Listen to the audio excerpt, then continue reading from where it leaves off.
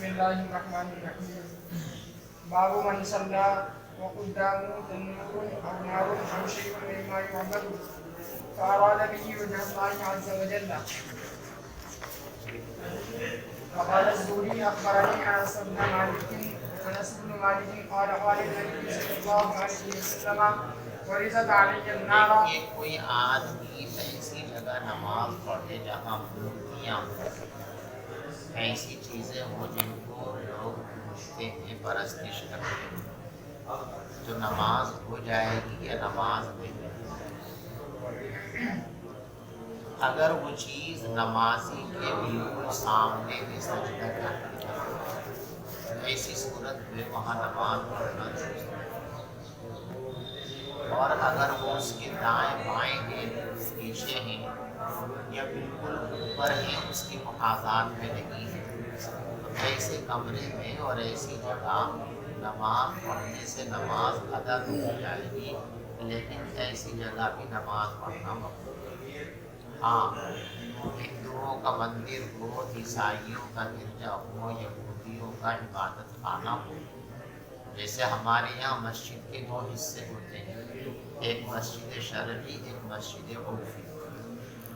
ایسی ان کی عبادت گاہوں کے اندر بھی اگر اسی طریقے سے ہو کہ بہت بڑا ایک احاطہ ہے، اس احاطے کے اندر ایک مخصوص جگہ ان کی بتوں کی اور پرستش کی ہے، ان کے رہائش کے کمرے ہیں، ان کا فیلڈ پڑا ہوا ہے، میدان پڑا ہوا ہے، اگر کوئی وہاں نماز پڑھ لے ضرورت کے موقع پر تو اس میں کوئی کراہت نہیں۔ آگے تو تصویریں آمنے سامنے لگی ہوئی ہوں، برابر لگی ہوئی ہوں، نماز پڑھنا ایسی جگہ پر پڑھو۔ اور یہی حکم ان کپڑوں کا بھی ہے جن کپڑوں پر تصویریں بنی ہوئی ہوتی ہیں۔ جو کپڑوں پر تصویریں بنی ہوئی آ رہی ہیں، ان کپڑوں کو پہن کر نماز پڑھنے سے نماز ادا تو ہو جائے گی، اس نماز کا اعادہ ضروری نہیں ہوگا، فرض اس کے ذمے سے ثابت ہو جائے گا، لیکن ایسے کپڑوں کو پہن کر نماز پڑھنا یہ مکروہ ہے، اس لیے اس سے گریز کرنا چاہیے۔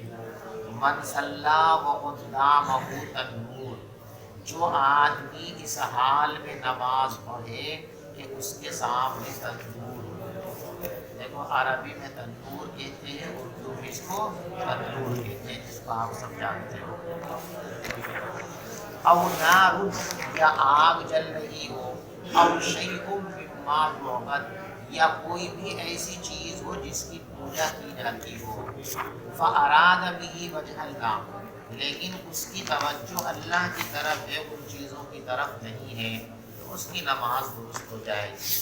وقال الزہری، اور امام زہری رحمۃ اللہ علیہ فرماتے ہیں کہ حضرت انس بن مالک رضی اللہ تعالیٰ عنہ نے فرمایا کہ نبی پاک صلی اللہ علیہ وسلم نے ارشاد فرمایا، عرضت علی النار وانا اصلی، میں نماز پڑھ رہا تھا تو میرے سامنے جہنم کو پیش کیا گیا۔ دیکھو مسئلہ تو امام بخاری رحمۃ اللہ علیہ نے جو بیان فرمایا ہے وہ بالکل سولانے صحیح ہے، اس کے واسطے جو دلیل لائے ہیں وہ دلیل ذرا مضبوط نہیں ہے، کامل اور مکمل نہیں۔ استدلال حضرت کا یہ ہے کہ جب آپ کسوف کی نماز پڑھ رہے تھے تو اس نماز کے بارے میں آپ نے ارشاد فرمایا کہ دوران نماز جنت اور جہنم دونوں کو دکھلایا گیا مجھے اسی دیوار قبلہ کے اندر، جو میرے سامنے یہ دیوار ہے، اس دیوار میں دونوں کی تصویر مجھے لا کر کے دکھائی گئی، جنت کی بھی اور جہنم کی بھی۔ تو آپ نے نماز پڑھ رہے ہیں اور جہنم کی تصویر آپ کو لا کر کے دکھائی گئی، آپ نے اس کو دیکھ لیا۔ جب آپ کو وہ جہنم کی تصویر دکھائی گئی تھی تو آگ آپ کے سامنے تھی کہ نہیں؟ اور آپ نے اس نماز کا اعادہ نہیں فرمایا، آپ کی وہ نماز درست اور صحیح ہو گئی۔ تو معلوم ہوا کہ نمازی کے سامنے اگر آگ ہو تو اس کی نماز میں کوئی فرق پیدا نہیں ہوگا، لیکن یہ استدلال اس لیے کامل اور مکمل جانکار نہیں ہے کہ یہ آگ جو حضرت کو دکھلائی گئی تھی یہ عالم بالا سے تعلق رکھنے والی ہے، اور ہمارا مسئلہ عالم سفلی سے متعلق ہے، عالم دنیا سے متعلق ہے، وہ عالم مثال کی چیز ہے۔ عالم مثال کے احکام علیحدہ ہیں، عالم دنیا کے مثال علیحدہ ہیں، دونوں کے احکام بھی علیحدہ علیحدہ ہیں۔ بات سمجھ میں آ رہی؟ دنیا کی کوئی آگ کی چیز آپ کے سامنے ہوتی، اس سے استدلال کرتے تو وہ استدلال کامل و مکمل ہوتا۔ بہرحال یہ امام بخاری رحمۃ اللہ علیہ کا کمال ہے کہ کہاں کہاں سے دلائل نکال کر کے لاتے ہیں، اللہ ان کے قبر کو نور سے منور فرمائے۔ چلیے وبه قال حدثنا عبد الله بن مسلمة عن مالك عن زيد بن أسلم عن عطاء بن يسار عن عبد الله بن عباس قال انخسفت الشمس فصلى رسول الله صلى الله عليه وسلم ثم قال أريد النار فلم أرى منظرا كاليوم أبصار۔ عبداللہ ابن عباس رضی اللہ تعالیٰ عنہ فرماتے ہیں کہ سورج گرہن ہو گیا تو رسول پاک صلی اللہ علیہ وسلم نے گرہن کی نماز پڑھی، پھر فرمایا مجھے جہنم دکھائی گئی، فلم ارى منظرا کالیوم قط افظع، تو آج سے زیادہ بھیانک اور خطرناک منظر میں نے کبھی نہیں دیکھا تھا۔ یہ سب سے بھیانک ترین چیز جہنم کا منظر ہے، اللہ ہماری حفاظت فرمائے۔ باب کراہیت الصلاۃ فی المقابر۔ قبرستان میں نماز پڑھنا مکروہ ہے۔ دیکھو قبرستان کے اندر باقاعدہ مسجد بنا دی جائے، کوئی چبوترا بنا دیا جائے، وہاں نماز پڑھنے میں کوئی حرج کی بات نہیں۔ یہ جو ممانعت ہے یہ ممانعت اس صورت کے اندر ہے جبکہ قبرستان میں قبروں کے درمیان ہی کھڑے ہو کر نماز پڑھیں تو یہ نماز درست نہیں ہے، مکروہ ہے۔ چلو وبه قال حدثنا مسدد قال حدثنا يحيى عن عبيد الله بن عمر قال اخبرني نافع عن ابن عمر عن النبي صلى الله عليه وسلم قال اجعلوا في بيوتكم من صلاتكم ولا تتخذوها قبورا۔ پیغمبر علیہ السلام نے ارشاد فرمایا اپنے گھروں میں بھی نماز کا کچھ حصہ رکھو، ساری نمازیں مسجد ہی میں مت پڑھو۔ مسجد فرائض کے لیے ہے اور سنن مؤکدہ اور واجبات بھی فرائض کے تابع ہیں، تو فرائض، واجبات اور سنن مؤکدہ یہ تو مسجد میں پڑھ لو۔ باقی جو نوافل ہیں، اوابین کی نفلیں ہیں، چاشت کی نفلیں ہیں، اشراق کی نفلیں ہیں، تہجد کی نفلیں ہیں، ان کو گھروں میں پڑھا کرو، گھر میں بھی تو کچھ برکت آنی چاہیے۔ اپنی نماز کا کچھ حصہ اپنی گھروں میں بھی رکھو، وَلَا تَتَّخِذُوهَا قُبُورًا، اور گھروں کو قبرستان مت بناؤ۔ دیکھو گھروں کو قبرستان مت بناؤ، اس کا ایک مطلب تو یہ بیان کیا جو علماء نے کہ کوئی مر جائے تو اب اس کی محبت میں گھر میں مت دفناؤ اس کو، جیسے بہت سے لوگ کسی بزرگ کے انتقال پر اس کا جنازہ مدرسے میں دفنا دیتے ہیں، غلط بات۔ گھر زندوں کے رہنے کے لیے ہے، مردوں کے لیے قبرستان، تو جو جس کی جگہ ہے اس کو وہیں پہنچاؤ، گھروں کے اندر قبریں مت بناؤ۔ گھروں میں قبریں بنانے کا رواج کر لو گے تو آبادی کہاں کرو گے؟ اس لیے کوئی مرے کتنا ہی عزیز ہو، کتنا ہی پیارا ہو اور کتنا ہی قابل عقیدت ہو، جنازہ اس کا قبرستان ہی میں دفن ہونا چاہیے، مدرسوں میں اور مسجدوں کے صحن میں اور گھروں کے اندر جنازوں کی تدفین نہیں کرنی چاہیے۔ ہماری بات لوگ یہ حماقت کرتے ہیں، مدرسوں میں قبریں بنی ہوئی ہیں، ہمارے یہاں بھی بنی ہوئی، دیکھیے بورڈنگ میں ایک گاؤں میں ہمارا جانا ہوا تو ایک حافظ صاحب ہے، وہ قاری صاحب کے نام سے مشہور ہے، اپنے وہ ہے حافظ صاحب شاعر، ان کے گھر گئے تو میں جب ایک بار ان کے گھر گیا تو ایک صاحب نے کہ آپ نے ان کے ابا کی قبر دیکھی؟ میری کہ یہی کہ بھائی ان کے قبر فاتحہ پڑھتے ہیں، رات کو جو بجرا وہاں قبرستان میں جا ہوئی، لیکن یہ قبر یہ نہیں، تو گھر میں قبر بنا رکھے، یہ غلط بات ہے۔ قبرستان ہے مردوں کی جگہ، ان کو وہی رکھو، یہ گھر زندوں کے رہنے کے لیے، زندوں کے لیے اس کو باقی رکھو۔ ایک تو یہ مطلب اس کا، اور دوسرا مطلب یہ ہے کہ گھروں کو نماز اور عبادت سے بالکل خالی اور ویران مت کرو۔ لیکن قبرستان میں جا کے نہ کوئی قرآن پڑھتا ہے، نہ نفلیں پڑھتا ہے، کچھ بھی عبادت نہیں کرتا، اب گھر میں بھی آپ کوئی نماز پڑھتے ہی نہیں تو پھر برکتیں کہاں سے آئیں گی؟ نماز نور اور خیر و برکت کا ذریعہ ہے، لہذا گھروں کو ویران مت کرو کہ بالکل نماز پڑھی نہیں گھر میں، گھروں میں بھی کچھ نماز پڑھا کرو، نوافل گھر میں پڑھنے کا اہتمام کیا کرو۔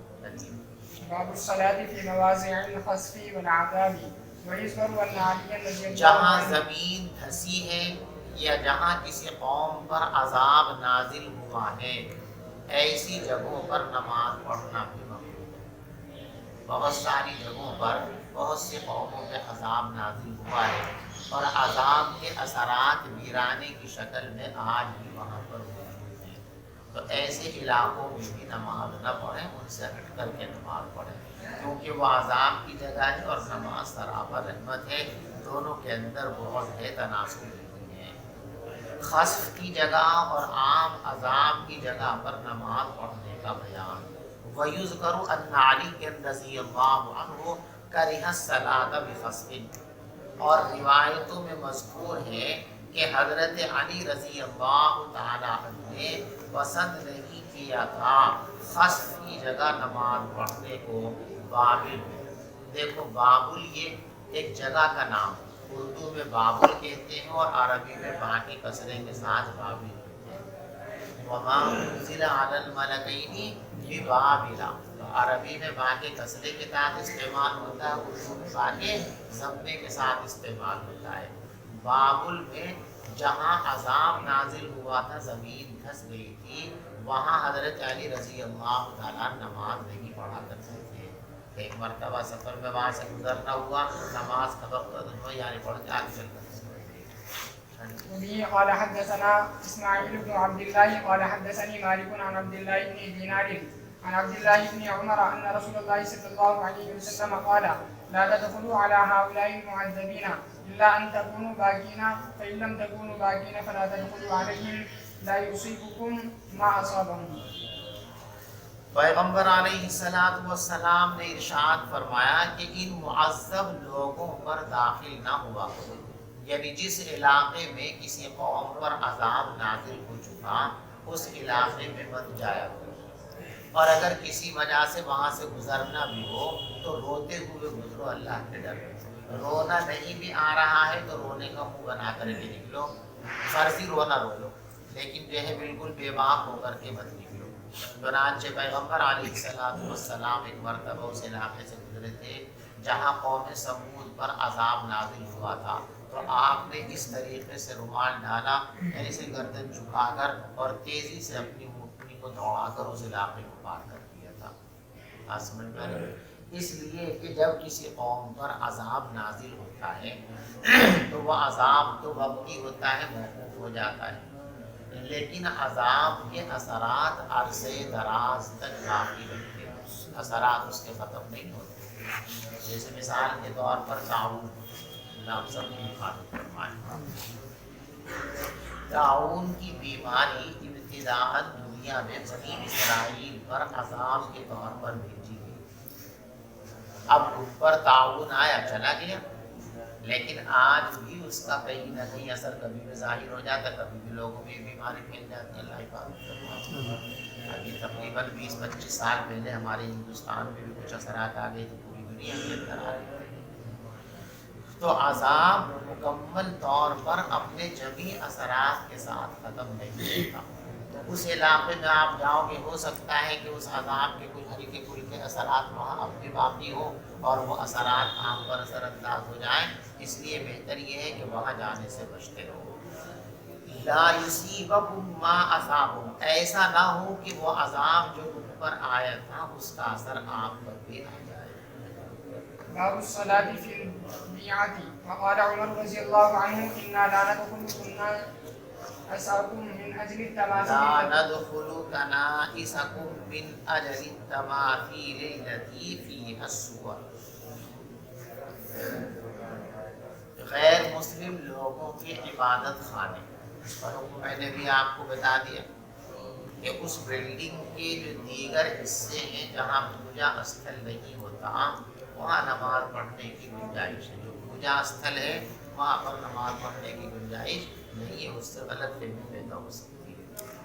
چنانچہ حضرت عمر رضی اللہ تعالیٰ ایک مرتبہ ملک شام تشریف لے گئے تھے، راستے میں عیسائیوں کا گرجا آیا، ان لوگوں نے حضرت عمر سے درخواست کی تھی کہ آپ ہمارے گرجا کو دیکھ لینا، کیسا لگتا ہے کہ تو بڑھیا آپ نے بنا رکھا، فرمایا ہم تمہارے کنیسہ کے اندر داخل نہیں ہوتے اور وجہ اس کی ہے کہ وہاں پر مورتیاں نہیں، اور مورتیوں کی جگہ پر جانا ہم اچھا نہیں۔ اب جہاں جانا ہی اچھا نہیں وہاں نماز پڑھنا کیسے اچھا ہو سکتا ہے؟ اس لیے وہاں پر نماز نہیں پڑھنا چاہیے۔ حضرت عمر رضی اللہ تعالیٰ نے فرمایا اِنَّا لَا نَدْخُلُ كَنَائِسَكُمْ، ہم تمہارے کنیسہ میں داخل نہیں ہو سکتے ان سندریوں کی وجہ سے جن میں مورتیاں لگی ہوئی ہیں۔ وَقَانَ ابن عباس يُصَلِّي فِي الْبِيعَةِ إِلَّا بِيعَةً فِيهَا تَمَاثِيلُ، اور عبداللہ ابن عباس رضی اللہ تعالیٰ گرجا میں بھی نماز پڑھ لیا کرتے تھے، مگر جس گرجے میں تصویریں لگی ہوتی تھی وہاں نماز نہیں پڑھتے تھے۔ جو آپ کو بتایا کہ نا کہ جس حلقے میں جس حصے میں تصویریں نہیں ہیں، پوجا استھل نہیں ہے، وہاں نماز پڑھنے کی گنجائش ہے، اور عبداللہ ابن عباس وہیں پڑھا کرتے تھے، اور جو پوجا استھل ہے وہاں پر نماز پڑھنے سے گریز کرا کرتے تھے۔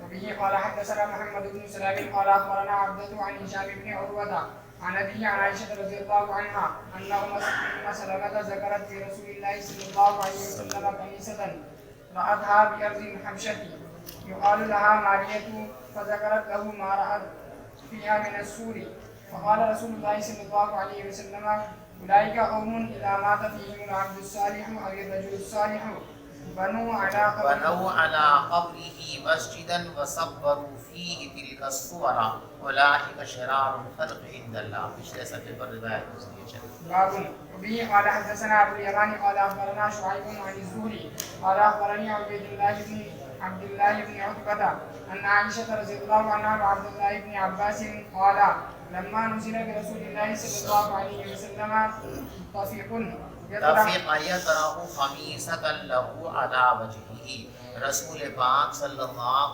علیہ وسلم پر جب وفات کے آثار طاری ہو رہے تھے تو آپ اپنے چہرے پر چادر ڈال کر لیٹے ہوئے تھے۔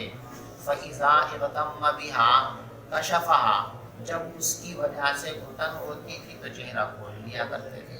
فَقَالَ وَهُوَ كَذَلِكَ، بس آپ اسی حال میں لیٹے ہوئے تھے کہ یوں فرمایا لعنت اللہ علی الیہود والنصارى، اللہ یہود و نصارہ پر لعنت فرمائے، اتخذوا قبور انبیائہم مساجدا، انہوں نے اپنے نبیوں کی قبروں کو سجدہ گاہ بنا لیا ہے۔ یحذر ما صنعوا، حضرت نے یہ بات کیوں فرمائی تھی؟ یحذر ما صنعوا، امت کو ڈرا رہے تھے اس عمل سے جو انہوں نے کیا تھا، یعنی یہودیوں نے اپنے نبی کی قبر کو سجدہ گاہ بنا لیا، تو تم ایسا مت کرنا، اس لیے کہ یہ عمل لعنت کا سبب ہے، تم یہ کرو گے تم پر بھی لعنت ہوگی، میری وفات کے بعد میری قبر کو سجدہ گاہ مت بنانا۔ وبه قال حدثنا عبد الله بن مسلمة عن مالك عن ابن شهاب عن سعيد بن المسيب عن ابي هريره رضي الله عنه ان رسول الله صلى الله عليه وسلم قال قاتل الله اليهود اتخذوا قبور انبيائهم مساجدا۔ باب قول النبي صلى الله عليه وسلم جعلت لي الارض مسجدا وطهورا۔ وبه قال حدثنا محمد بن سنان قال حدثنا طہور کے معنی پاکی اور طہور کے معنی پاکی کا آلہ اور پاکی کا ذریعہ۔ پیغمبر علیہ الصلوۃ والسلام کا ارشاد گرامی ہے کہ میرے لیے پوری زمین کو سجدہ گاہ کے بنا دیا گیا ہے اور طہارت اور پاکی کا ذریعہ بھی بنا دیا گیا ہے۔ پانی اگر نہ ملے تو مٹی سے تیمم کر لو، طہارت حاصل ہو جائے گی۔ وبه قال حدثنا محمد بن سنان قال حدثنا هشيم قال حدثنا سيار هو ابو الحكم قال حدثنا يزيد الفقير قال حدثنا جابر بن عبد الله قال قال رسول الله صلى الله عليه وسلم أعطيت خمسا لم يعطهن احد من الانبیاء قبلی۔ پیغمبر علیہ الصلوۃ والسلام ارشاد فرماتے ہیں کہ مجھے ایسی 5 چیزیں مرحمت کی گئی ہیں جو مجھ سے پہلے کسی نبی کو نہیں دی گئی۔ نمبر 1، نصرت بالرعب مسیرۃ شہر، مجھے 1 ماہ کی مسافت تک رعب کے ذریعے مدد کی گئی، یعنی میں جہاں رہتا ہوں وہاں سے 1 مہینے کی مسافت تک چاروں طرف 1 مہینے کی مسافت کے دائرے میں جو بھی دشمن ہوگا وہ میرے نام سے کانپے گا۔ وَجُعِلَتْ لِيَ الْأَرْضُ مَسْجِدًا وَطَهُورًا، اور میرے لیے مسجد کو جائے نماز اور پاکی کا ذریعہ بنا دیا گیا ہے۔ وَأَيُّمَا رَجُلٍ، اور یوں فرمایا کہ میری امت کا کوئی آدمی جہاں بھی نماز کو پالے وہی نماز پڑھے، ضروری نہیں کہ مسجد ہی میں پہنچے گا تو نماز ہوگی، جنگل میں ہے، بیابان میں ہے، سڑک پہ ہے، سفر میں ہے، جہاں بھی ہے نماز کا وقت آ گیا وہاں مسجد ہو یا مسجد نہ ہو، جنگل میں نماز پڑھ لو، سڑک پہ پڑھ لو نماز۔ وَأُحِلَّتْ لِيَ الْغَنَائِمُ، اور میرے لیے غنیمت کو حلال کر دیا گیا۔ پہلے لوگوں کے لیے مال غنیمت حلال نہیں تھا، ان کے واسطے حکم یہ تھا کہ جب سے فارغ ہو جو مال غنیمت ملا ہے اس کو لے جا کر کسی پہاڑی پر جنگل میں رکھ دیں، آسمان سے رات آتی تھی اور اس کو جلا کر ختم کر دیا۔ وَكَانَ النَّبِيُّ، اور فرمایا کہ میری رسالت عام ہے، وَمَا أَرْسَلْنَاكَ إِلَّا كَافَّةً لِلنَّاسِ بَشِيرًا، اپنے پوری انسانیت کے لیے بشیر و نذیر بنا کر، اور نبی اپنی قوم کی طرف خاص طور پر بھیجے جاتے تھے، وَبُعِثْتُ إِلَى النَّاسِ كَافَّةً، اور مجھے تمام لوگوں کا رسول بنا کر کے بھیجا گیا، وَأُعْطِيتُ الشَّفَاعَةَ، اور مجھے شفاعت کبریٰ کا اختیار دیا گیا۔ باب نوم المرأة في المسجد۔ عورت کا مسجد میں سونا، بلا ضرورت عورت مرد کے لیے بھی مسجد میں سونے کی اجازت نہیں۔ مسجد سونے کی جگہ نہیں ہے، ذکر کی، عبادت کی اور نماز کی جگہ ہے۔ امام بخاری رحمۃ اللہ علیہ ابواب لا رہے ہیں مردوں کے اور عورتوں کے مسجد میں سونے کے۔ یہ یا تو ابتدائی زمانے پر محمولی ہوئی، پہلے زمانے کے اندر تنگی کا دور تھا، اور ایک بات ہم بتا چکے کہ حکمی اور شرعی مسجد کا فرق کیا جائے۔ یہ جو واقعات ہیں عورت کے سونے کے، یہ مسجد شرعی کے نہیں، یہ مسجد عرفی کے، یعنی مسجد کے باہر جو صحن پڑا ہوا تھا، زمین پڑی ہوئی تھی، وہاں پہ ایک بڑھیا کی جھونپڑی ڈال دی گئی۔ ایک بڑھیا ہے بیچاری، یہ پہلے باندھی، ان کے آقاؤں نے ان کی خدمت سے خوش ہو کر ان کو آزاد کر دیا۔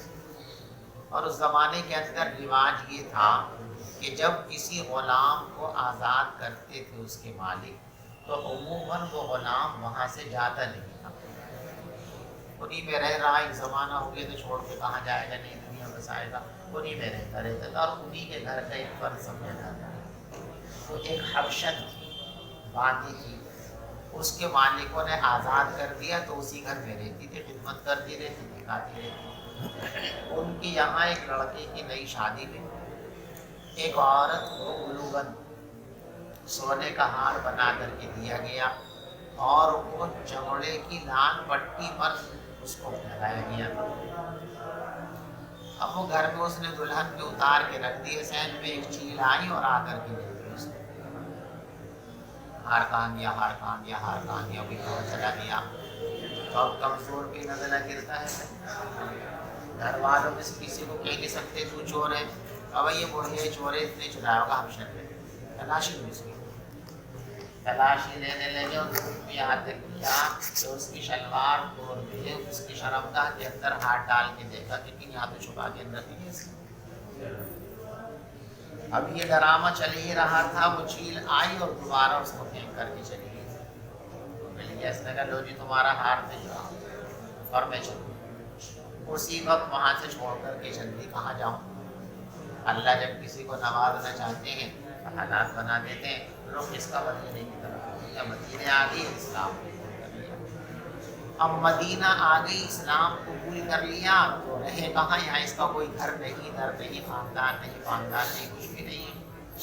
اب مرد ہوتا تو کہیں بھی کہتے تھے اس کو کسی کے ساتھ رہ لی، عورت اور بیچاری اتنی کالی کلوٹی اور بڑھیا بورس سے نکاح بھی کرتا جلدی۔ تو حضرت نے فرمایا کہ بھی ایک چھوٹی سی جھونپڑی ٹموٹی اس کے لیے ہے، ڈال دو مسجد کے سامنے۔ وہیں بیچاری رہتی تھی، مسجد کی صفائی کرتی رہتی تھی، دیکھ بھال کرتی رہتی تھی، اور انتقال ہو گیا۔ تو اس کی جھونپڑی مسجد میں پڑی ہوئی تھی، اس سے استدلال کیا کہ دیکھو عورت مسجد میں سو سکتی ہے۔ اگر عورت کا مسجد میں سونا درست نہ ہوتا تو حضور پاک صلی اللہ علیہ وسلم اس عورت کی جھونپڑی مسجد کے اندر نہ لگواتے۔ سمجھ گئے بات بھی؟ عورت کا مسجد میں سونا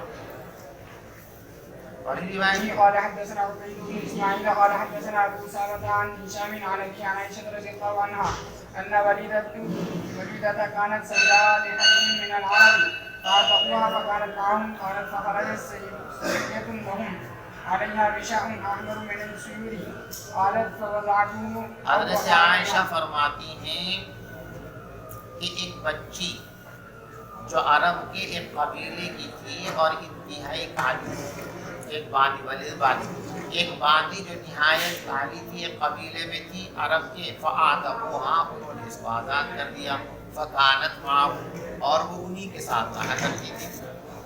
کہتے فخرجت صبیۃ لهم علیہا غشاء احمر، ان کی ایک بچی نکلی کمرے سے اور اس کے بدن میں چمڑے کے تسمے کا ایک ہار تھا لال رنگ کا. قالت فوضعته، اس بچی نے وہ ہار گلے سے اتار کر رکھ دیا. یہ یوں فرماتی ہے کہ اس کے گلے سے نکل کر گر گیا، خود نکالا یا نکل گیا، بہرحال نکل کے زمین پہ گر گیا. فمرت به ودیعۃ، ایک چیل وہاں سے گزری، وهو ملقن، اور وہ ہار زمین پر پڑا ہوا تھا. فحسبته لحما، چیل نے اسے گوشت کا ٹکڑا سمجھا. فخطفته، اسے اٹھا کر لے گئی. قالت فالتمسوه، گھر والوں نے ہار تلاش کیا، فلم یجدوه، ہار نہیں ملا. قالت فاتهموني به، وہ باندی کہتی ہے کہ گھر والوں نے اس ہار کی تہمت مجھ پر لگا دی.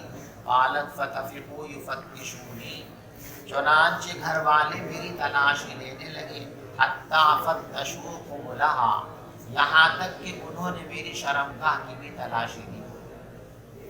قالت واللہ انی لقائمۃ معه، وہ باندی کہتی ہے کہ قسم خدا کی میں ان لوگوں کے ساتھ وہیں کھڑی ہوئی تھی. اس مرت الہدیات، اچانک وہی چیل آئی. فالقته، اور وہ ہار لا کر پھینک دیا. قالت فوقع بینهم، وہ باندی کہتی وہ ہار ان سب کے درمیان آ کر گرا. قالت کہتی فقلت هذا الذي اتهمتموني به، دیکھو یہ رہا تمہارا ہار جس کی تہمت تم مجھ پر لگا رہی تھی. زعمتم، اور تم مجھے گنہگار سمجھتی تھی. وانا منه بری، حالانکہ میں اس سے بری ہوں. وهو سا ہوا، اور یہ واقعہ ہوا سو ہوا. قالت فجاءت الى رسول اللہ، پھر وہ باندی پیغمبر علیہ السلام کی خدمت میں مدینہ آ گئی. فاسلمت، مسلمان ہو گئی. قالت عائشہ، حضرت عائشہ فرماتی فکانت لها قباء فی المسجد او حفش، حضرت عائشہ فرماتی اس کا خیمہ، یا یوں فرمایا کہ چھوٹا سا خیمہ لگا ہوا تھا مسجد میں. بس یہی ترجمہ الباب ہے کہ مسجد میں اس کا خیمہ لگا ہوا تو سونے کہاں جائے گی؟ خیمے میں سوئے گی. تو مسجد میں یہ عورت سوتی تھی. مسئلہ معلوم ہو گیا کہ عورت مسجد میں سو سکتی ہے. قالت فکانت تاتینی، حضرت عائشہ فرماتی ہیں یہ آگے اپنے علاقے سے، یہ پچھلا معاملہ کسی کو معلوم نہیں تھا کیا ہوا اس کے ساتھ، بس آگے ہی رہنے لگی. تو یہ اس جھونپڑی میں سے نکل کے دن میں اپنا وقت بتانے کے لیے کبھی کبھی اما عائشہ کے پاس آ جایا کرتی تھی. بیٹھی رہتی تھی، باتیں چلتی رہتی تھی. لیکن جب بھی بیچاری وہاں بیٹھتی تھی نا، باتیں کرتے کرتے یوم الوشا، یوم الوشا، ایک دن ہو گیا، 2 دن ہو گیا، جب اس کی تسبیح پڑھتی رہی وشا کی. اما عائشہ نے پوچھا یہ کیا ہے یوم الوشا؟ یوم الوشا ہر وقت کہتی ہو تو. تب اس باندی نے اپنا پورا واقعہ، جو شاعر نے روایت پورا واقعہ سنایا کہ میرے ساتھ ایسا ہوا. فکانت تاتینی، وہ میرے پاس آتی تھی. فتحدث عندی، اور میرے پاس بیٹھ کر باتیں کیا کرتی تھی. قالت فلا تجلس عندی مجلسا، وہ کبھی بھی میرے پاس آ کر نہیں بیٹھتی تھی. الا قالت، مگر یوں ضرور کہا کرتی تھی وَيَوْمُ الْوِشَاءِ مِنْ تَعَاجِيبِ رَبِّنَا، وہ ہار کا دن بھی میرے رب کی قدرت کے عجائب اس میں ایک عجوبہ ہے. الا انہ من بعد، کون جانی، سنو اسی ہار کے واقعے نے مجھے کفر کے شہر سے نجات دے دی تھی. نہ وہ ہار کا واقعہ پیش آتا، نہ میں ان سے بزدل ہوتی، نہ مجھے اسلام کی توفیق ملتی. تو بظاہر تو وہ ہار کا واقعہ میرے لیے پریشان کن تھا، لیکن حقیقت تو میرے لیے اتنی بڑی دولت کا ذریعہ ہو گیا. قالت عائشہ، تو میں نے حضرت عائشہ کہتی میں نے اس سے کہا ما شانو، یہ کیا معاملہ ہے؟ لا تقعدین معی مقعدا، تم میرے پاس جب بھی بیٹھتی ہو یہ بات ضرور کہتی ہو، ویوم الوشاء بالتعلیم ربنا کیا ہے؟ قالت وہ کہنے لگی فحدثتنی بہذا الحدیث، پھر اس نے مجھے پورا یہ واقعہ جو پیش حدیث کے اندر گزرا مجھے سنایا کہ ایسے واقعہ پیش آیا تھا۔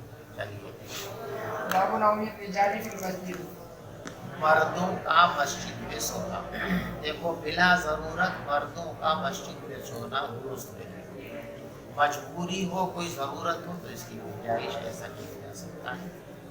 مردوں کے مسجد میں سونے کا بیان، ابو قلابہ حضرت انس بن مالک کے حوالے سے کہتے ہیں قدیم رہت من حقل علی النبی، پیغمبر علیہ السلام کے پاس قبیلہ حقل کی ایک جماعت آئی، وکانوا فی الصفہ، اور وہ صفے میں ٹھہرے، صفہ کہاں تھا؟ مسجد نبوی کے اندر۔ جب ان کو صفے پر ٹھہرایا تو سوئے تھے نا وہاں پہ، وہ جاگتے رہے تھے، سوئے تھے نا، تو صفے پر سوئے، صفہ مسجد میں، لہٰذا وہ مسجد میں سوئے۔ معلوم ہوا مردوں کے لیے مسجد میں سونا وقت ضرورت جائز ہے۔ جیسے ہمارے یہاں جماعتیں آتی ہیں اور جماعتوں کے لیے سونے کا کوئی انتظام نہیں ہوتا ہے تو ان کو مسجدوں میں سونا جائز ہے، لیکن جس مسجد کے اندر علیحدہ اتنی جگہ ہو کہ جہاں آرام سے قیام ہو سکتا ہے، وہاں جماعتیوں کے لیے بھی مسجد میں سونا مناسب نہیں ہے۔ ان کو بھی مسجد شرعی سے نکل کر جو مسجد عرفی کے اندر جگہ ہیں ان جگہوں کے اندر قیام کرنا چاہیے، اس لیے کہ بنیادی طور پر مسجد اللہ کی عبادت کے لیے ہے، سونے کے لیے نہیں ہے۔ جہاں سونے کی اجازت ہے وہ وجہ ضرورت ہے، لہذا جہاں ضرورت ہو وہاں سو سکتے ہیں، جہاں ضرورت نہ ہو وہاں اس سے پرہیز کرنا چاہیے۔ چلیے، اور عبد الرحمن ابن ابی بکر کہتے ہیں کہ صفہ کے سارے لوگ تو غریب تھے، جتنے طلبہ تھے سب وہیں رہا کرتے تھے، اسی دارالاقامہ کے اندر، علیحدہ کوئی دارالاقامہ تھا نہیں، ان کا مسجد دارالاقامہ تھی۔ به قال حدثنا مسدد قال حدثنا يحيى عن عبد الله قال حدثنا نافع قال اخبرني عبد الله بن عمر انه كان ينام وهو شاب اعزب لا اهل له في مسجد لا اہل لہ، دیکھو عبداللہ ابن عمر کی جب تک شادی نہیں ہوئی تھی تو بیچارے نوجوان تھے، مسجد میں پڑے رہتے تھے، جو رو نہ جاتا اللہ میں سے نہ جاتا، جب شادی ہو گئی تو اپنے گھر پہ رہنے لگے۔ حضرت عبداللہ ابن عمر رضی اللہ تعالیٰ نے بتایا کہ وہ مسجد میں سوتے تھے جبکہ وہ جوان تھے، کنوارے تھے، آدم کا ترجمہ کنوارے تھے، ان کے بیوی بچے نہیں تھے، تو مسجد نبوی میں سو جایا کرتے۔ وبه قال حدثنا قتيبة بن سعيد قال حدثنا عبد العزيز بن ابي حازم عن ابي حازم عن سعد بن سعد قال جاء رسول الله صلى الله عليه وسلم حضرت علی ایک دن حضرت فاطمہ سے لڑے اور آ کر مسجد میں سو گئے، حضرت نے آ کے جگایا تو علی آ کر مسجد میں سوئے اور حضرت نے ان پر کوئی نکیر نہیں فرمائی، تو معلوم ہوا کہ مسجد کے اندر سونا جائز ہے۔ امام بخاری رحمۃ اللہ علیہ کی استدلال پڑھیے روایت۔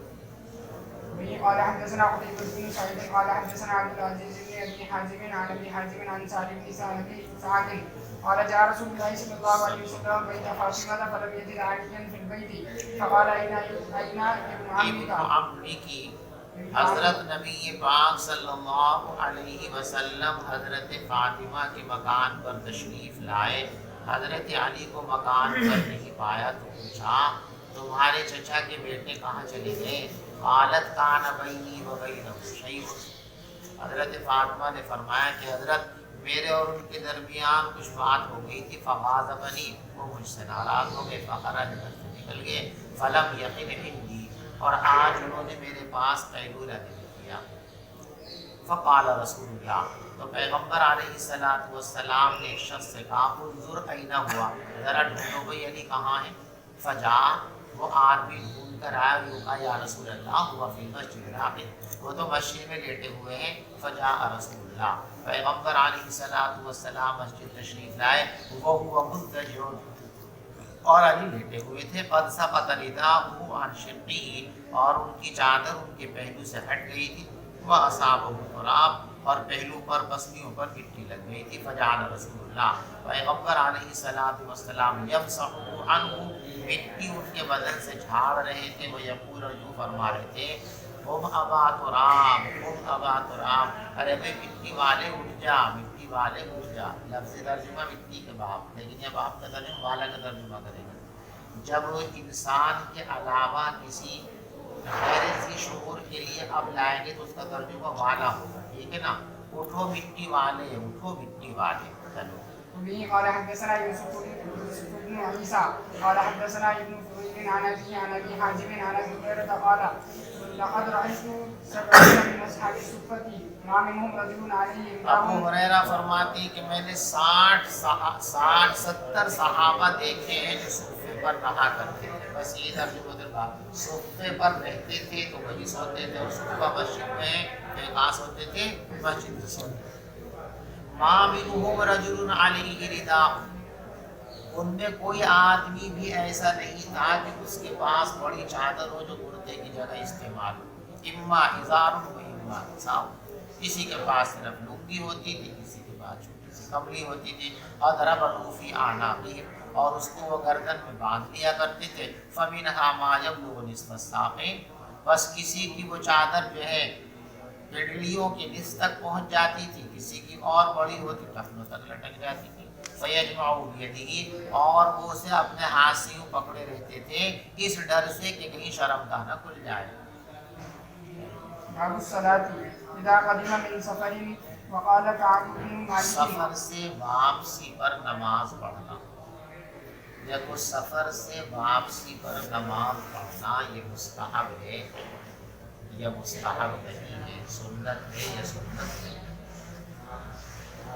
بعض لوگوں کی رائے یہ ہے کہ سفر کی سنتوں میں سے یہ ایک سنت ہے کہ جب آدمی سفر سے واپس آئے تو سیدھا اپنے گھر نہ جاوے، پہلے مسجد میں جاوے، 2 رکعت نماز پڑھے اور دعا سے فارغ ہو کر پھر اپنے گھر جائے۔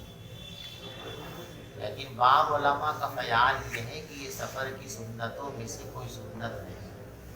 حضرت نبی پاک صلی اللہ علیہ وسلم کا مسجد میں تشریف فرما ہونا اور نماز پڑھنا یہ ایک ضرورت کی وجہ سے تھا۔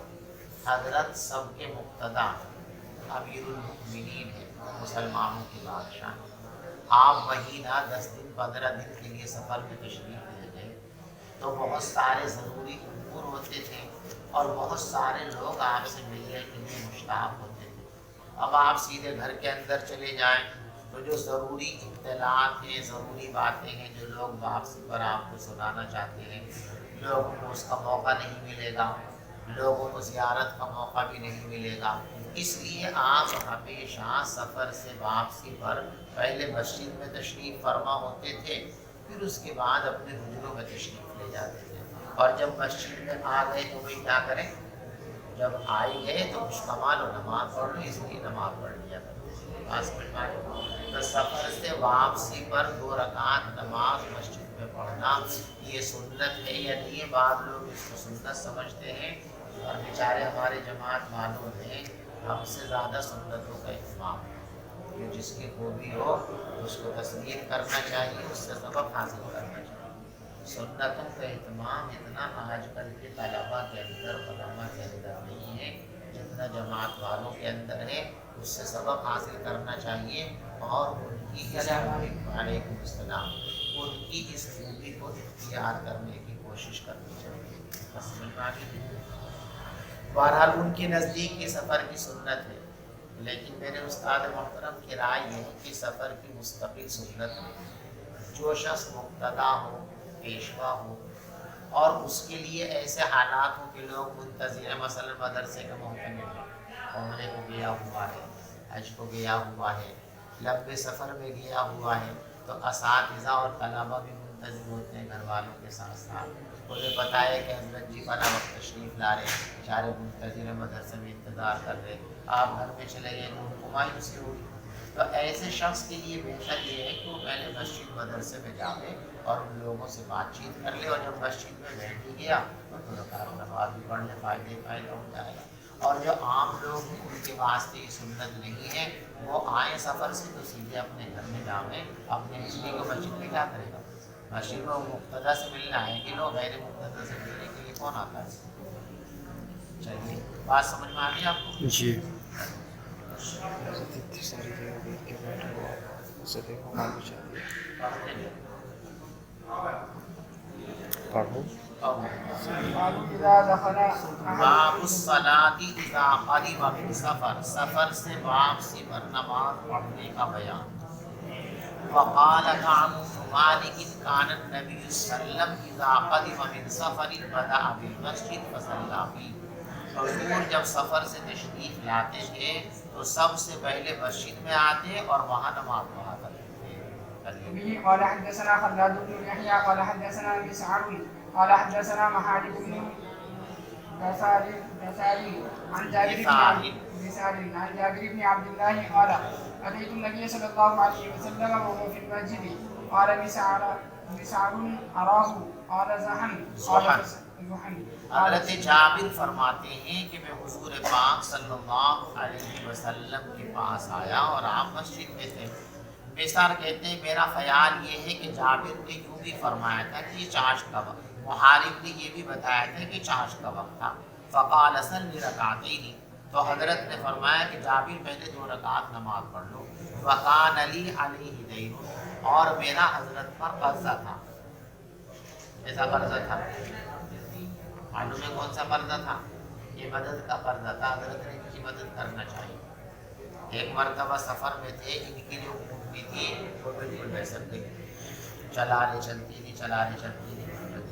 یہ بیچارے پریشان ہیں. پیچھے سے حضرت آگے بھی کیا ہوا جابر؟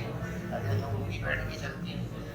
تو حضرت نے اس کو ذرا سا کچھ ڈانٹا، ہاتھ واتھ لگایا، اور اتنی تیز دوڑ رہی ہے کہ لوگ کہہ رہے ہیں جابر رک جائے، ساتھ چلے جائیں. لیکن جابر تو حضرت نے فرمایا کہ جابر یہ اونٹنی بیچے کیا؟ جی حضرت یہ دیکھنے میں بیچتے یہ کہ حضرت لے لو. تو حضرت نے کہا اتنے پیسے سودا ہو گیا. حضرت جابر نے فرمایا کہ حضرت دیکھو دے تو رہا آپ کو اونٹنی، لیکن نہیں آپ کو دے دی اونٹنی تو پھر میں پیدل جاؤں گا، کیسے جاؤں گا؟ ہو گئی اونٹنی آپ کی، لیکن ملے گی آپ کو یہ مدینہ پہنچنا. تو مدینے میں یہ آگے اس اونٹنی پہ بیٹھ کر سیدھے مسجد میں پہنچے کہ بھئی آپ کو اونٹنی دے دوں اور پیسے لے لوں. یہ وہی قرضہ ہے. وکان علی علیہ دین، حضرت کے ذمے میرا قرض ہے کہ اونٹنی کی قیمت لینے کے لیے آیا تھا. حضرت تشریف لے آئے، حضرت نے خادموں سے کہا بھائی ان کے پیسے دو. پیسے دے دیے، اور جب پیسے دے دیے فرمایا جاؤ گے. تم سمجھ رہے تمہاری اونٹنی چاہیے اتنے سودا کرنا، میں تو ویسے ہی کر رہا تھا. اونٹنی تمہارا، پیسے بھی تمہارے. فقضانی، تو حضرت نے میرا قرض ادا فرما دیا. وزادنی، اور زیادہ دیا. مستحب یہ ہے کہ جب کسی کا کوئی حق تمہارے اوپر ہو تو جتنا ہے اس سے زیادہ دو. اگر کسی سے 10 روپے لے رکھے ہیں تو 11 دے دو اسے. یہ 10 تمہارا قرضہ، یہ ہمارے اوپر سے ہٹا. باب اذا دخل احدكم المسجد فليركع ركعتين قبل ان يجلس. یہ تحیۃ المسجد کی نماز ہے کہ مسجد میں جاؤ تو بیٹھنے سے پہلے 2 رکعت نماز پڑھو. یہ تحیۃ المسجد. اگر مسجد میں داخل ہوتی آپ نے سنن مؤکدہ فرض یا کسی بھی نماز کی نیت باندھ لی تو اسی نماز کے اندر تحیۃ الوضو، تحیۃ المسجد بھی شامل ہو جائیں گے، اس کا ثواب مل جائے گا. جاتی ابھی نماز نہیں پڑھنی ہے، کچھ دیر انتظار کرنا ہے تو بیٹھنے سے پہلے 2 رکعت پڑھ لینی چاہیے تحیۃ المسجد. جب تم میں سے کوئی شخص مسجد میں داخل ہو تو بیٹھنے سے پہلے 2 رکعت پڑھ لیا کرو. چلو. قال حدثنا عبد الله بن يوسف قال اخبرنا مالك عن عمرو بن عبد الله بن الزبير عن عمرو بن سليم الزوقي عن ابي قتادة السلمي ان رسول الله صلى الله عليه وسلم قال اذا دخل احدكم المسجد فليركع ركعتين قبل ان يجلس. باب الحدث في المسجد. مسجد میں حدث کا بیان. مسجد میں بیٹھے ہوئے ہیں باوضو، تقاضا محسوس ہو رہا ہے ہوا کا. بہتر یہ ہے کہ اٹھ کر کے چلے جاؤ، باہر جا کر کے ہوا خارج کرو، اس کے بعد وضو کر کے پھر مسجد میں آ کر چلے جاؤ. اس لیے کہ جہاں آپ بیٹھے رہتے ہو وہاں فرشتے آپ کے لیے دعا کرتے ہیں. وہیں بیٹھ کر خروجری کرو گے، ایسی صورت کے اندر فرشتوں کو تکلیف ہوگی، وہ آپ کو چھوڑ کے بھاگ جائیں گے. ان کی دعا سے آپ محفوظ ہو جاؤ گے. وبه قال حدثنا عبد الله بن يوسف قال اخبرنا مالك عن ابي الزناد عن الاعرج عن ابي هريره ان رسول الله صلى الله عليه وسلم قال ان الملائكه تصلي على احدكم ما دام في مصلاه الذي صلى فيه ما لم يحدث نقول पैगम्बर अलैहिस्सलाम ने इरशाद फरमाया कि फरिश्ते दुआ करते रहते हैं तुम में से हर शख्स के लिए जब तक वो अपनी उस जगह बैठा रहता है जहाँ खड़े होकर उसने नमाज पढ़ी थी। तब तक ये दुआ चलती रहती मालम युहदिस, जब तक ये आदमी वुज़ू न तोड़ते, हदस न करते। क्या दुआ करते हैं फरिश्ते? ये कहते हैं अल्लाहुम्मा ग़फ़िर लहू अल्लाहुम्मा अर्हमहू। बाबू बुनियादी मस्जिद मस्जिदों को बनाने का बयान मुसलमानों की जिम्मेदारियों में से एक बुनियादी जिम्मेदारी है। जहाँ ज़रूरत हो, जब ज़रूरत हो, वहाँ अपने तमाम तकाज़ों को रोककर पहले मस्जिद की तामीर करें। मस्जिद की तामीर से मुसलमानों को किसी हाल में गाफिल नहीं होना चाहिए। ज़रूरत है तो गाफिल नहीं होना चाहिए। महज शान दिखाने के लिए, अना दिखाने के लिए बिला ज़रूरत मस्जिदें बनाने से परहेज़ करना चाहिए। फला हाजी से हमारा झगड़ा हो गया, उस मस्जिद के मुतवल्ली या हाजी जी हैं तो हम मस्जिद बनाओ। ये मस्जिद अल्लाह के लिए नहीं है, अपनी अना के लिए। बिला ज़रूरत अना के लिए, शोहरत के लिए, रिया के लिए मस्जिद बनाना ये काबिल तर्क अमल है। और ज़रूरत हो तो मस्जिद बनाना मुसलमानों का बुनियादी फरीज़ा है। उसमें गफलत और कोताही नहीं करनी चाहिए। आला अबू सईद काना सक़्फ़ुल मस्जिद मिन जरीदिन नख़्ल, मस्जिद नबी की छत खजूर की छाल की तरह छप्पर पड़ा हुआ था। व अमर उमर बिन बिनाई मस्जिद, हज़रत उमर ने मस्जिद को बनाने का आर्डर दिया। हुजूर ने जो मस्जिद बनाई थी उसकी छत कैसी थी? छप्पर छूटी जाती थी।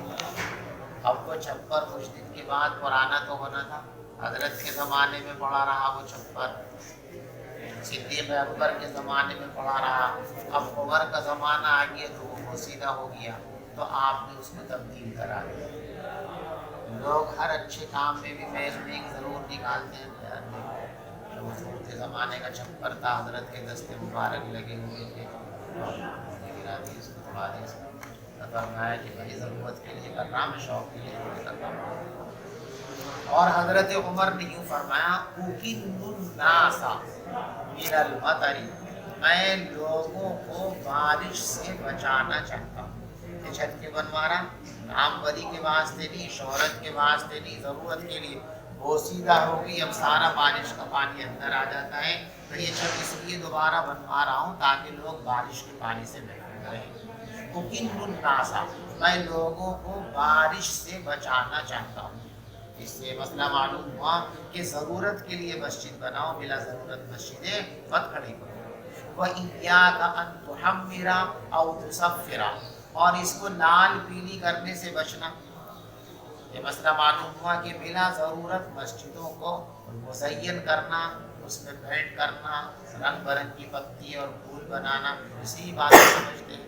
मस्जिदों में बढ़िया बढ़िया फूल, मस्जिद शादी हो चुका और शादी मेरा बहुत अच्छा है, सफ़ेद होना चाहिए, बहुत लाइट कलर, जगह जगह पत्ती बना दी, फूटे बना दिए।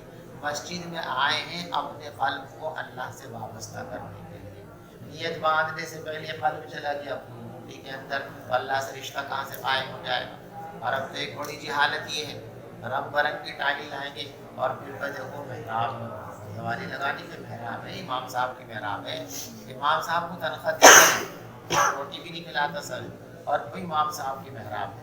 अब इमाम साहब की अज़मत दिलवाई, अब महराब के वास्ते पूरी दुकान का, शोरूम का जो सबसे छिछोरा टाइल है वो ला के लगाएगा ताकि इमाम की नज़र इसमें जावे, इसकी नमाज का बेड़ा गर्क हो जाए और सारे मुसलमानों की नमाजों का जनाजा। ये जहालत की बात है। और तुम इसको लाल पीली करने से बचना। क्यों भाई, क्यों नहीं करना लाल पीली? फतुफ्तनन्नास, लोगों को फितने में मुब्तला कर देगा। अगर तूने रंग बिरंगी कर दी ना मस्जिद, फतुफ्तिनन्नासा, तो तू लोगों को फितने में मुब्तला, यानी लोगों की नमाज में तवज्जो नहीं देगी। क़ाला अनसुन यतबाऊन बिहा सुम्मा ला यअमुरूनहा इल्ला क़लीलन। इक़बाल का शेर, मस्जिद तो बना दी शब भर में, ईमान की हरारत वालों ने, मन अपना पुराना पापी था, برسوں میں نمازی بن نہ سکا. یہ اقبال نے اپنے شعر میں اس کا ترجمہ کیا حضرت انس کے موقع کہ لوگ مسجد بنانے میں بڑا پکا. ہمارے محلے کی مسجد سے کچھ یوں ہونے چاہیے، دروازے کو ہونے چاہیے، کھڑکیاں ایسی ہونی چاہیے، فلاں ہونا چاہیے، اور بڑی سے بڑی کا حیضہ. ایک گاؤں میں کھروا میرے سسرال میں بھی، اور وہی ہمارے سسرال کے محلے میں ایک پرانی مسجد تھی، بہت زمانے سے میں نماز پڑھنے جا کے اب انہیں وہ بناؤ جیسے مسجد بہت بڑی ہے ماشاء اللہ. اور مسجد کے اطراف میں جگہ خرید لو بڑی ہو جائے، کوئی مسجد نہیں بھرتی. اب انہوں نے کیا کیا، کہیں دیکھ لی ہوگی ہماری مسجد دیکھ لی تہ خانے کی، ہماری تو مجبوری تھی تہ خانے سے نہیں بنا. تو اب انہوں نے تہ خانہ لاکھوں روپے تہ خانے میں لگی، ابھی تک وہ لینٹر بیٹھ کے پڑے. اب مسجد بننے کا نمبر پھر کیا ضرورت ہے، وہ شوق بھی تہ خانہ بنائیں گے، یہ بنائیں گے. فخر لوگ بھی کیا گئے، وہ کھروے گئے تھے، لوگوں نے وہ کمال کر دی کیسی مسجد بنائی. تو مسجد بنا رہے، مسجد نہیں بنا رہے. مسجد مت بناؤ، مسجد بناؤ. حضرت انس فرماتے ہیں یتباہون بہا، لوگ مسجد کی تعمیر پر فخر کرتے ہیں اور پھر اس مسجد کو آباد نہیں کرتے مگر برائے نام. اور ابن عباس فرمایا کرتے تھے لَتُزَخْرِفُنَّهَا كَمَا زَخْرَفَتِ الْيَهُودُ وَالنَّصَارَىٰ، تم ضرور بھی ضرور ایک زمانے میں اپنی مساجد کو مزین کرو گے جس طریقے سے یہود و نصارہ اپنے عبادت خانوں کو مزین کیا کرتے تھے. به قال حدثنا علي بن عبد الله قال حدثنا يعقوب بن ابراهيم قال حدثنا ابي عن صالح بن كيسان قال حدثنا نافع عن عبد الله بن عمر اخبره ان المسجد كان على عهد رسول الله صلى الله عليه وسلم مبنيا باللبن عبداللہ ابن عمر فرماتے ہیں کہ حضور پاک صلی اللہ علیہ وسلم کے زمانے میں مسجد کچی اینٹوں سے، لبن مانے کچی اینٹوں سے بنی ہوئی تھی. وسقفہ الجرید، اور اس کی چھت کھجور کی شاخ کی تھی. وعمودہ خشب النخل، اور اس کے ستون اور پلر وہ کھجور کے تنوں کے تھے. فلم یزید فیہ ابو بکر شیئا، صدیق اکبر نے اس میں کوئی اضافہ نہیں کیا.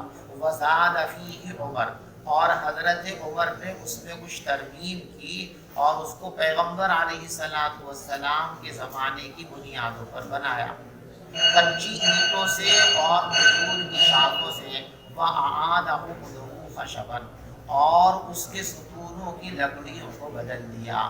ثُمَّ غَيَّرَهُ عُثْمَانُ، حضرت عمر کے زمانے میں بوسیدہ ہوئی تو حضرت نے تو کوئی مٹیریل لگایا، جو مٹیریل حضور کے زمانے میں لگا ہوا تھا وہی نیا مٹیریل لگا کے پھر جیسی حضور کے زمانے میں تھی ویسی کھڑی کر دی. حضرت عثمان غنی رضی اللہ تعالیٰ عنہ کا زمانہ آیا تو مسلمانوں کی تعداد بھی بڑی ہو گئی، آبادی بڑھ گئی، بڑی مسجد کی ضرورت تھی، اور حضرت عثمان کے پاس دولت بہت تھی. اپنے ذاتی پیسے سے دنیا بھر کے مختلف علاقوں سے اعلیٰ درجے کی لکڑیاں منگا کر حضرت نے مسجد نبوی کی تعمیر فرمائی تھی. اسی کو فرماتے ہیں. پھر حضرت عثمان غنی رضی اللہ تعالیٰ نے اس میں ترمیم کی. فزاد فیہ زیادۃ کثیرہ، اور اس میں بہت زیادہ اضافہ فرمایا. وبنا جدارہ بالحجارۃ المنقوشہ، اور حضرت نے اس کی دیواروں کو ایسے پتھروں سے بنوایا جن پر نقش بنے ہوئے تھے. والقصۃ، اور چولہے سے اس کی چنائی کرائی. وجعل عمودہ بالحجارۃ المنقوشہ، اور حضرت نے اس کے ستونوں کو منقوش پتھروں سے بنوایا. وسقفہ بالساج، اور حضرت نے اس کی سال کی لکڑیوں کی ڈلوائی. سال کی لکڑی جو سب سے اچھی ہمارے ہندوستان میں پیدا ہوتی ہے، وہ سال کی لکڑی انہوں نے منگوائی تھی، اور اس سال کی لکڑی کی کڑیاں بنوا کر اس کے ذریعے چھڑ ڈالی. دیکھو مالدار بن جاؤں، جیسی اس کی کوٹھی میں بھی بناؤں، میرے پاس بھی پیسے ہوں، میرے پاس بھی گاڑی ہو. اگر یہ جائز طریقے سے تمنا ہو تو بنی بنتی، لیکن جب علماء دنیا کو حاصل کرنے کے لیے جائز اور ناجائز کے حدود کو پار کرنے لگے اور اپنی شخصیت کی حیثیت کو بھی پامال کرنے لگے، تو سمجھو کہ اب دین دنیا سے رخصت ہونے کی تیاری ہے. ہے اللہ ہماری حفاظت کرے۔